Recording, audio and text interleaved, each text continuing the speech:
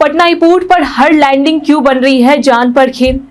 Patna airport पर landing करना पायलटों के लिए एक बेहद चुनौतीपूर्ण काम है, खासकर तब जब रनवे की लंबाई विमान की सुरक्षित टेक ऑफ और लैंडिंग के लिए पर्याप्त नहीं है। हाल ही में दिल्ली से आई इंडिगो एयरलाइंस की फ्लाइट 6E2482 के साथ हुई घटना ने इस खतरे को और उजागर कर दिया, जब लैंडिंग के दौरान एयरबस A320 से 271 विमान रनवे से ओवरशूट कर गया। इस फ्लाइट में 173 यात्री सवार थे, लेकिन किसी बड़े हादसे से बचा लिया गया।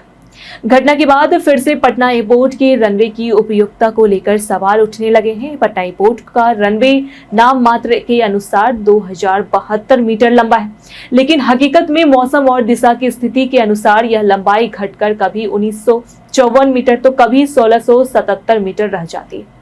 यह लंबाई बड़े या मिड साइज विमानों के लिए भी सीमित मानी जाती है। एयरबस A320 और बोइंग 737 जैसे विमानों को टेक ऑफ के लिए औसतन 2100 मीटर और लैंडिंग के लिए कम से कम 1500 से 2000 मीटर की जरूरत होती है। जब रनवे गीला हो या मौसम प्रतिकूल हो तो यह स्थिति और भी खतरनाक हो जाती है। फेडरल एविएशन एडमिनिस्ट्रेशन FAA और International Civil Aviation Organization ICAO द्वारा तय मानकों के अनुसार बड़े विमानों जैसे बोइंग 787 या एयरबस A380 को ऑपरेट करने के लिए 2500 से 3500 मीटर तक के रनवे की जरूरत होती है, जो पटना एयरपोर्ट में संभव नहीं है।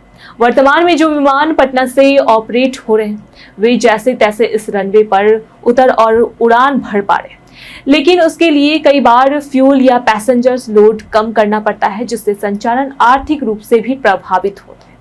इस स्थिति में हर बार जब कोई विमान पटना एयरपोर्ट पर लैंड करता है तो वह सैकड़ों यात्रियों की जान के साथ एक जोखिम उठाता है। रनवे का छोटा आकार, मौसम की अनिश्चितता और चारों ओर घनी आबादी इसे और भी खतरनाक बनाती है।